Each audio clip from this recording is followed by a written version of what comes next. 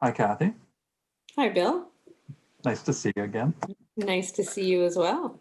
We're going to talk about when you started. So let's start there. When did you start becoming involved with The Christmas Story? Was it with your mom even before you could be an actor? Well, the family, I guess, has been involved since the beginning. So by default, we were all involved.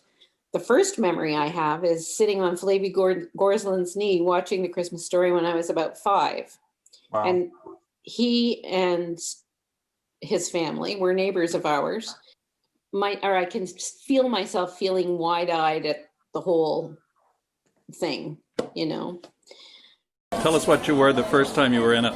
The first time I was in it, I was an Oriental page, and we had red pajama-like things and cardboard hats that were painted red with silver sprinkles on them and red braids made out of nylons, black nylons. I was in it when I was in grade 5 and grade 6, and then we moved to Guelph for a year. And so I missed it that year. Then when we came back is when Mom took over the direction of The Christmas Story.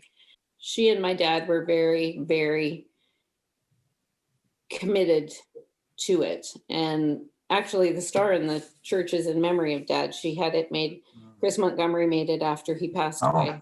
Marion Hodgson is a great historian of The Christmas Story too, because she's been around since it started and she's always been Grandma Shepherd to my kids. How long have you been involved with The Christmas Story? How long? Yeah. Since it was years? A little skit at Sunday school. Holy cow. Now I want to make sure I get you on here. About a year or two before it became the production. That was over in the Sunday school room. Doris Mitchell, you have heard Doris guy. Yeah. Doris used to have the senior Sunday school do a little skit for the junior, the little ones. Pardon? How long was it over in the Sunday school room? Just a couple years. Oh, and then it came here. And then Ken, Amy, and Isabel came, and they had the real production.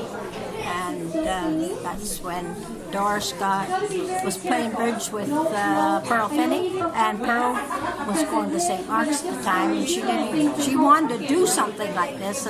Pearl was leader for 10 years, and then Georgiana took over. And they actually did it in the Sunday school, because back in those days, there was a big stage in the Sunday school.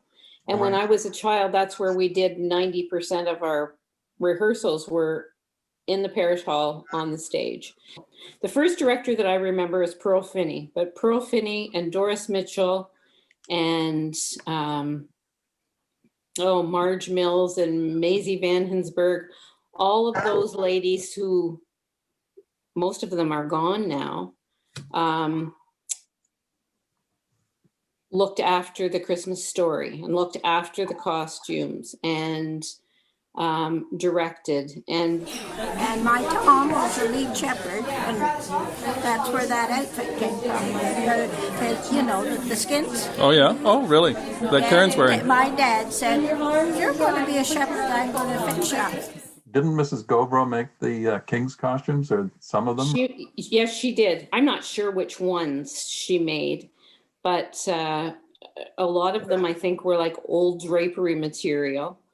And the gold king with the dragons on the back, I'm pretty sure Mrs. Nameby, who was our minister when I was a child, that she was quite an artist, and I'm pretty sure that she did the dragons and then sequined around them. As I said before, we moved to Guelph in 1967, and we came back almost a year to the day in 1968. And I believe it was either that December or the following December that Mom took over directing The Christmas Story.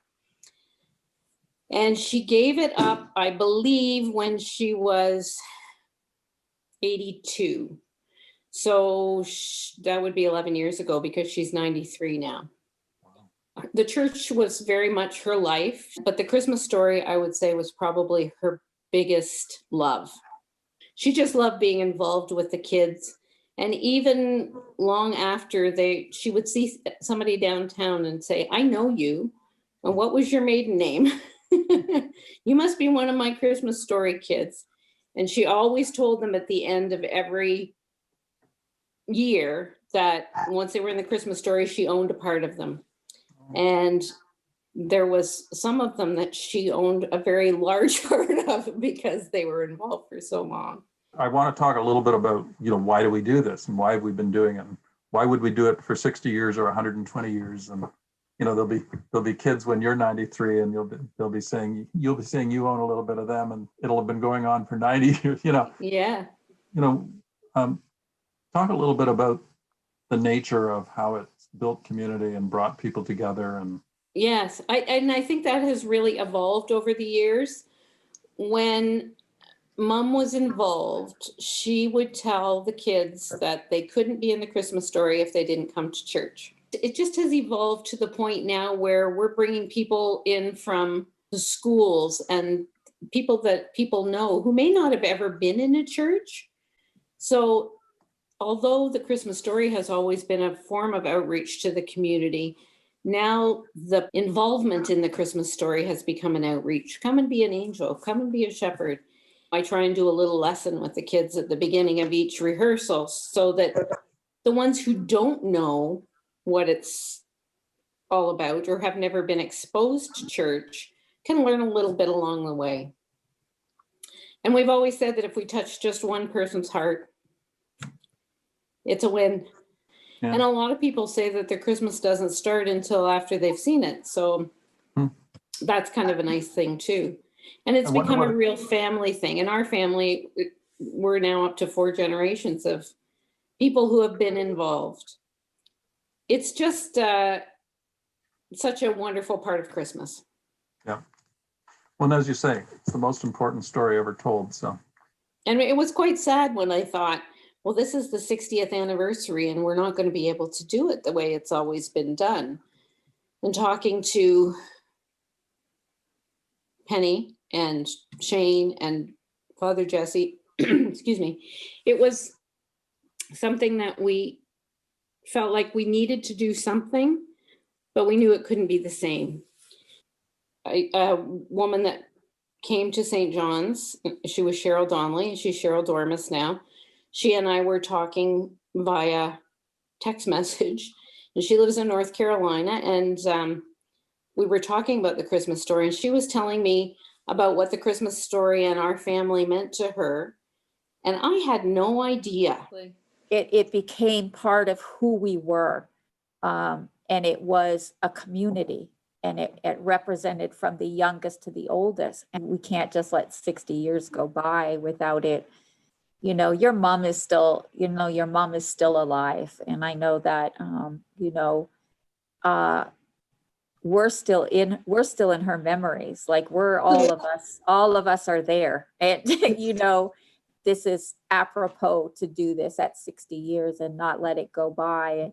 And God is still with all of us, and God's love is still with all of us. And I think that that's what, by doing this, it gives all of us a chance to just, in a hard time, to remember, Kathy, to remember the joy and to remember friendships and to remember, how cool it was, how important it was as a kid to be a part of that.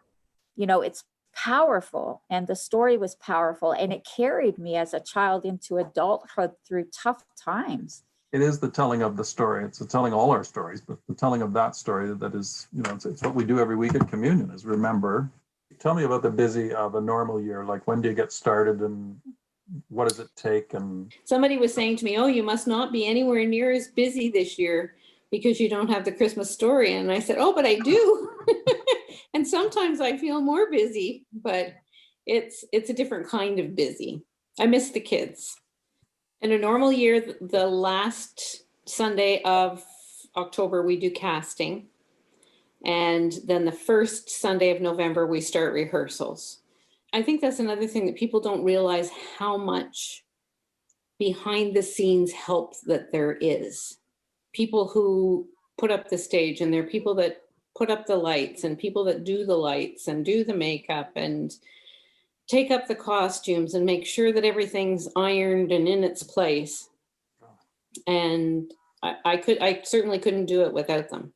Barry is a big part of us being involved in the Christmas story too, because he took over from my dad. My dad always helped with all of the staging and the lighting, and made sure that everything was in its place and just looked the way he knew Mom wanted it to look. And I remember him saying the first year after Dad died, I don't know where everything goes. I don't know what I'm going to do. And he went into the organ room at the church, and Dad had a list of instructions that he'd written out in his handwriting, and it was stapled to the post in the organ room. So he was thinking ahead. He knew someday he wouldn't be there to do it, and somebody would have to. So tell us a little bit about how it's different. I mean, almost everything's different, but the story is the same. Everything is different other than that. Well, we've been doing a lot of, we're being very careful about being safe. So we're doing most of our filming in a socially distanced manner or within people's bubbles. You know, filming out at the donkey sanctuary, which is wonderful because I've always wanted to have a donkey. All of those scenes out at Richardson's Lookout, they're just so beautiful and not anything like we could film within the church. Those scenes are beautiful too, but these are just... Something that looks like it's going to be a disappointment gets turned around into something really exciting and fun and joyous. For sure. I've had friends in the States who say to me, oh, I really, really wish that I could see your Christmas story. So I've said to them, this year you can. It's different, but it's going to be amazing. That's how I feel in my heart anyway. Okay. I'm hoping that I can actually get in to see my mom. She will be thrilled to see what we've done with it in a year when we couldn't do it her way. Yeah. When you mention the Christmas story, she lights up. Yeah. Anyway, we just thought that you'd like to say hi to the people in the movie, in the documentary. Yeah. Merry Christmas, everybody. I love you.